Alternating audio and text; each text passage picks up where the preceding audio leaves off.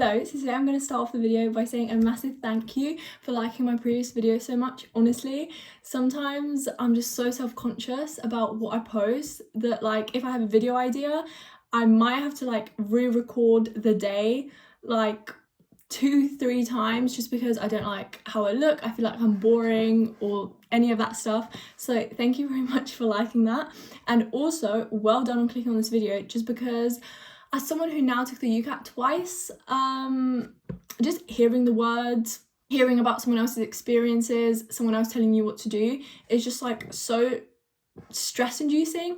So thank you very much for clicking onto this video.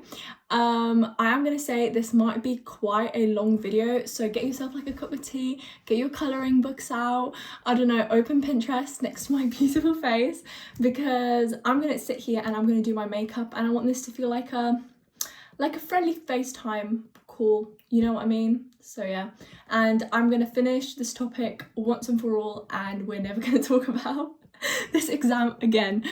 So basically, for those who don't know, the UCAT is oh my god, I don't have my mirror on. Oh, whatever. The UCAT is an entrance exam if you want to study medicine or dentistry in the UK and Australia, I think. And basically it consists of 5 sections, 4 of which give you a score out of 3,500, and then the other one basically gives you a band and it gives you medical scenarios, and you basically have to consider them and think how you would approach and respond to each situation. So it's also multiple choice, and don't be fooled, like you probably think, oh, that's like not so bad, you know, like it's probably quite, no, it's not. The hardest thing about it is probably not the questions, but the actual timing of it. Like it is so timed, pressured, that is what is so horrible about it. Also, you take absolutely zero like prior knowledge into this exam. Like they can literally tell you that like a table is a tree, and you just have to trust that information. Also have to pay £72 for this exam, and to access a ton of questions, including mocks, and to have all the questions in like one place, you also have to pay a subscription to either Medify or MedEntry. Those are like the two, I guess, biggest brands for these questions. And I'm telling you, that is not the cheapest thing either. Obviously, you can access like 3 questions, but the most optimal way to revise is to probably subscribe to one of these brands. I'm not going to go further into like what each section contains, just because I assume that most people that clicked on this video already know what the UCAT is and what it involves, so I'll just skip past that bit. I'm sure you can just like easily Google this information. Anyway, so now as someone who took the UCAT twice, I would personally say a comfortable score that will most likely get you 4 medical school interviews is a score which is 2,700 or above out of 3,500. That is just my opinion. I'm not saying that having a score which is below 2,700 won't get you into medical school, because like it depends. Firstly, what unis are you applying to? Are you applying to like strategically, like to the ones who have like a low like UCAT cutoff score? Are you like widening participation? Like did you like complete a summer school? All of that sort of stuff also goes into it, and at the end of the day you only need 1 successful interview to get into medical school. But in my opinion, to like have a competitive score that you can, I don't want to say relax, but you don't necessarily need to stress about, I think is a score which is over 2,700. But obviously this changes like year to year depending how most of the cohort does. And yeah, so if you like, it's so important to do your research when applying.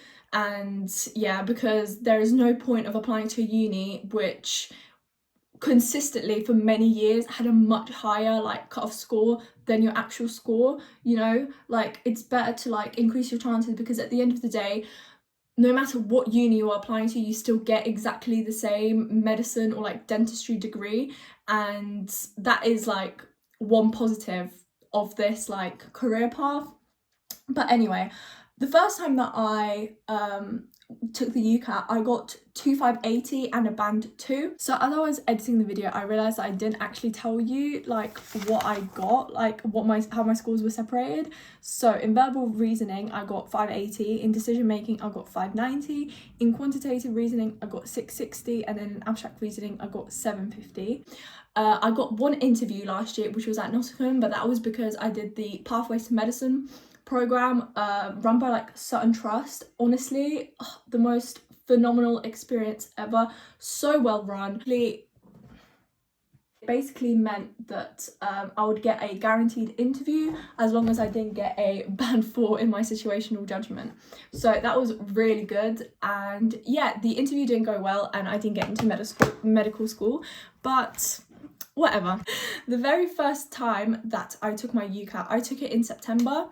I know people don't recommend for you to take it in September just because you have the whole summer to yourself. You can focus more on your personal statement, like your work experience, you know, year 13, because in my eyes, the jump from year 12 to year 13 was much greater than the jump from year 11 to year 12. But personally, I only felt the negatives when it came to me starting school, like me starting year 13, because I just felt like no one understood how important this exam was to me. Not that I voiced it or anything, because in my eyes, I felt like, one, it was my fault that I booked it in September, and then two, like, I don't know, like there was no point. I was the single medicine applicant in my sixth form, like at the time, like for my year, so there was no point of me voicing these concerns because these people most likely wouldn't have cared anyway. I think I made a mistake by not telling my teachers like, oh, you know, I'd rather probably revise my UCAT than revise for like a unit test that was coming up, because at that time I was already like predicted 3A stars.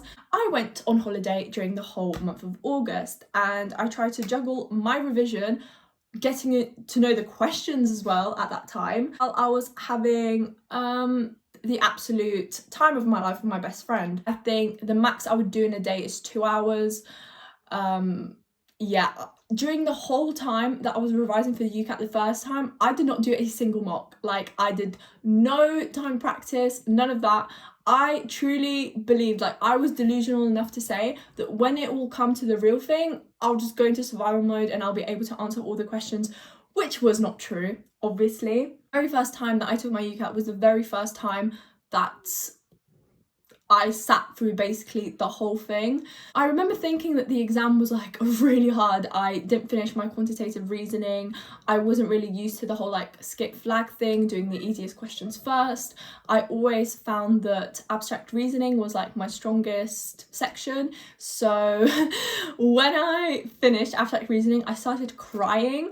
So in that 1 minute, like before situational judgment began, and I remember telling myself, no, got it, you have to like get yourself together. Like, I knew at that point that my dreams of getting like 3,000, which was incredibly delusional, but they were over. But then you still have that like 1% of hope in thinking that, okay, maybe I guessed some of the questions right. I came out and I didn't even look at the piece of paper. Like, I knew the score wasn't going to be amazing. Did like a reaction video to like my friend who also took the UCAT, who I met like in my summer school. I also remember when I came out, like the test center is right next to like a busy road, and I stood there like crying on the street, like waiting for my mum, and then these like 2 cars beeped at me, and I remember thinking, wow, this is really like the day of my life. I remember my chemistry teacher was like incredibly supportive, and he told me like what unis accept like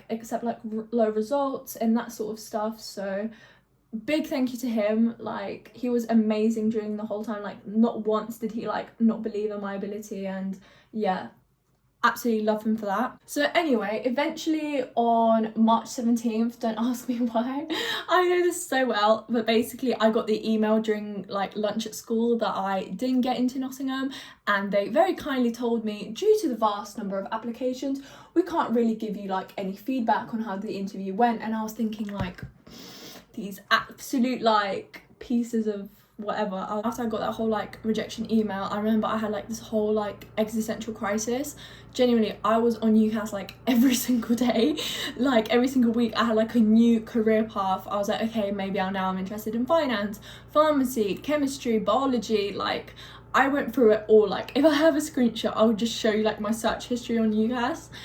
And yeah, because I think anyone who went through the medicine application process, like no matter if your application was successful, whether it was not successful, you change as a person. Like it is hard. Like you begin to question yourself, like your ability. You believe like, oh, like you're like, oh, maybe I am like not good enough. Like you begin to doubt yourself. So even considering reapplying is like such like, it's tough. Another thing that sort of held me back was the fact that I didn't really have faith in myself that I'll get like the 3 A's that I needed.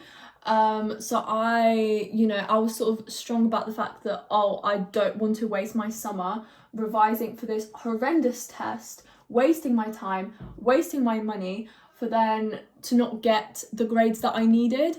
So I unfortunately, I mean, I don't want to say unfortunately, but like I waited till my results then, probably a few days after, to actually start revising for my UCAT, because I knew that I could potentially be sitting at home in like January and thinking, what if like I could have retaken my UCAT, I could have studied medicine. So I felt like, just so I don't regret my decision, I was going to retake that UCAT. I said, okay, let's not put any pressure on myself.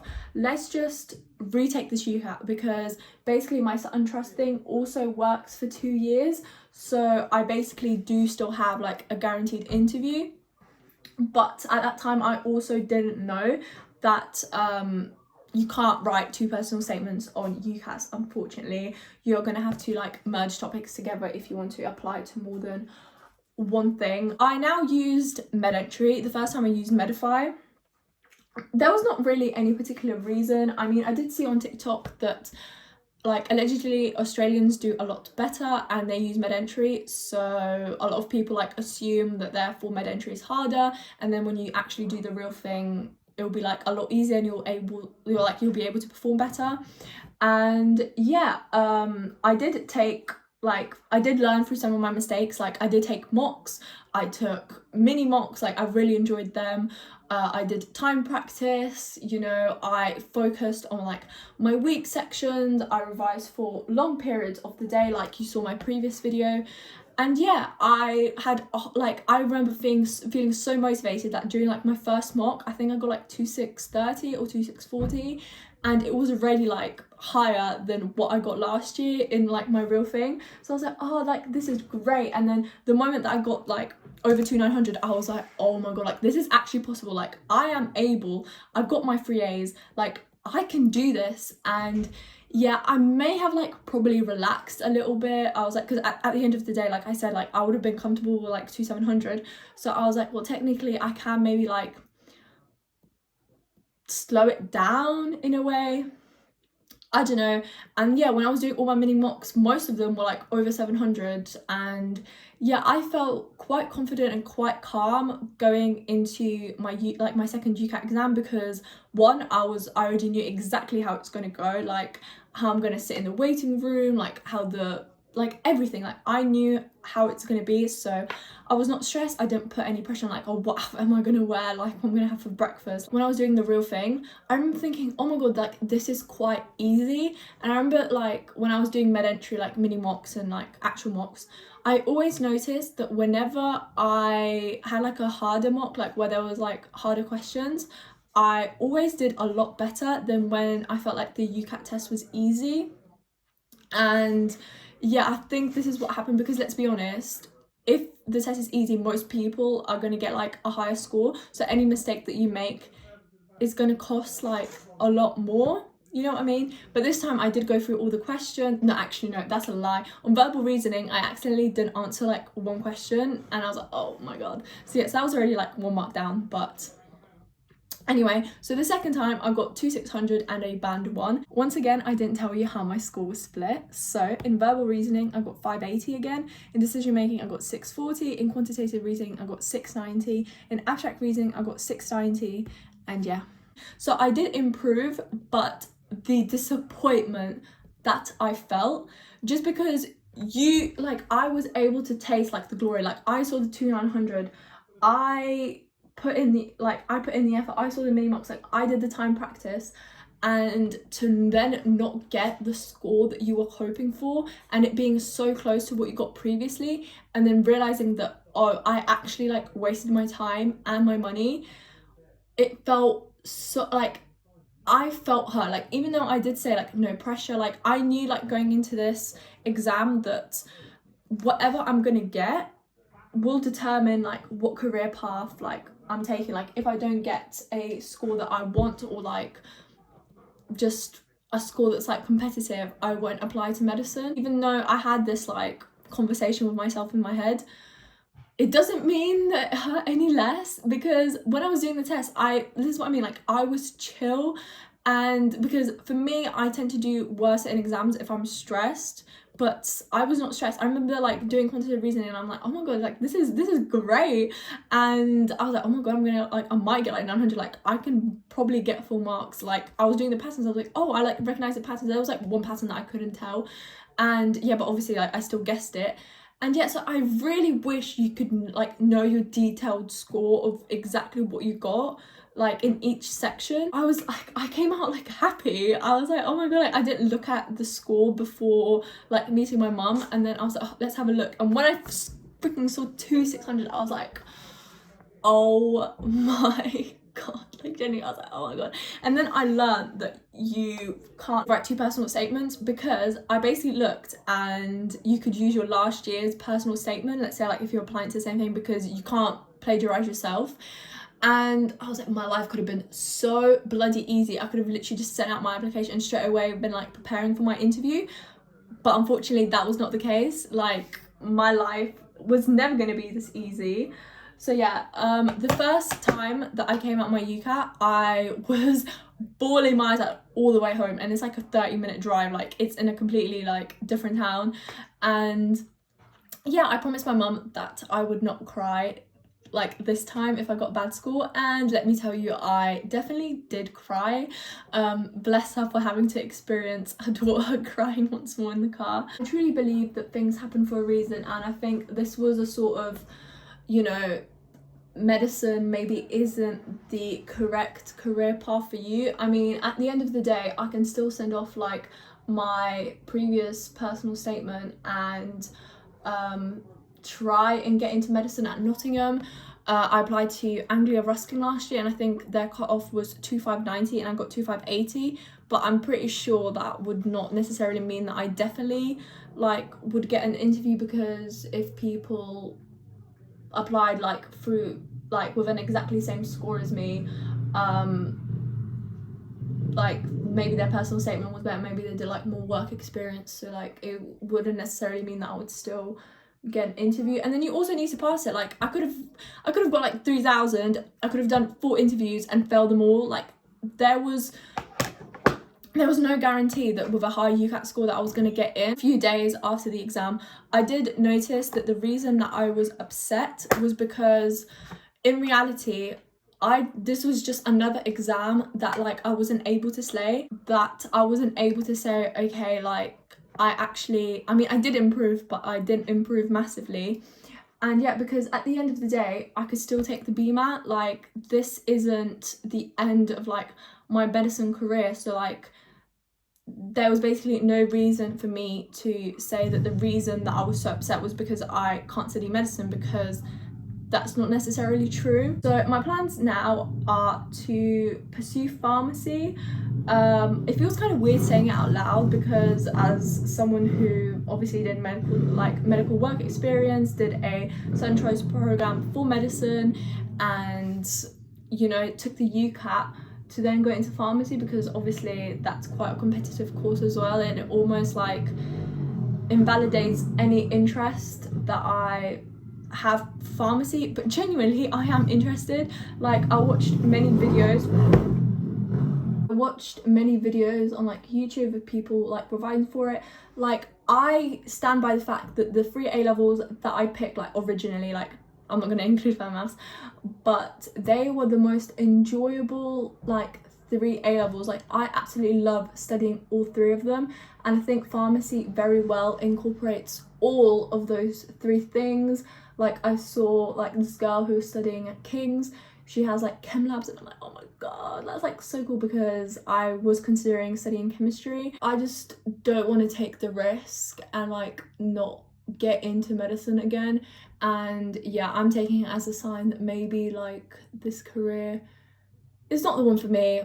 But then at the end of the day, I might, you know, do my like pharmacy degree and then, you know, apply to medicine post-grad. Like I don't know where life's gonna take me, but currently I think that I'm making the right decision. Obviously I can't predict the future, but yeah, but I definitely feel a lot more free. Like the feeling that you have no matter what your score is at the end of the day is so good. Like genuinely, when you're driving to your UCAT exam and you like, let's say you have like a dual carriage or just genuinely just like a road and you see cars going like the opposite way, you're like, this is gonna be me, this is gonna be me in like 2 hours. My score would not even be that high if I didn't keep like a UCAT book. I did it both times, where I would basically draw out every single pattern. I would then highlight or make a list of all the patterns that, like, let's say I'm relating to intersections, I'd write all the possible patterns related to that, or let's say like there's 4 shapes, any of that stuff basically, if there's arrows. And yeah, that was really good. And then especially if you are struggling with Venn diagrams, like how to, for example, calculate like the middle bit when 2 things overlap.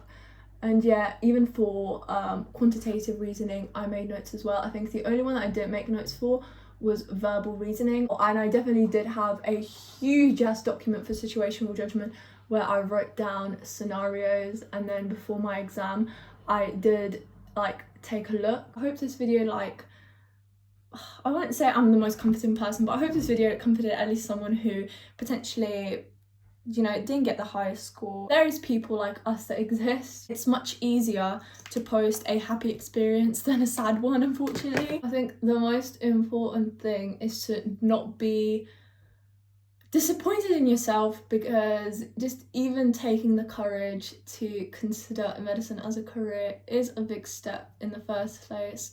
You know, like, don't let anyone tell you, like, let's be honest, you're already a bad bee for taking the UCAT. Like, how many people probably wanted to do medicine as a career, googled that they need to do an entrance exam, and they were like, yeah, I don't want to do it. I came back after my second UCAT, I genuinely stood up, I literally binned absolutely everything, because I practiced, instead of a whiteboard, I practiced on pieces of paper. I binned them all. I binned any of the posters I had. Like, my book is still in the car from like the UCAT day. Like, I'm not taking that home. Thank you for watching. I hope you have a nice evening, day, whenever you're watching this, and yeah.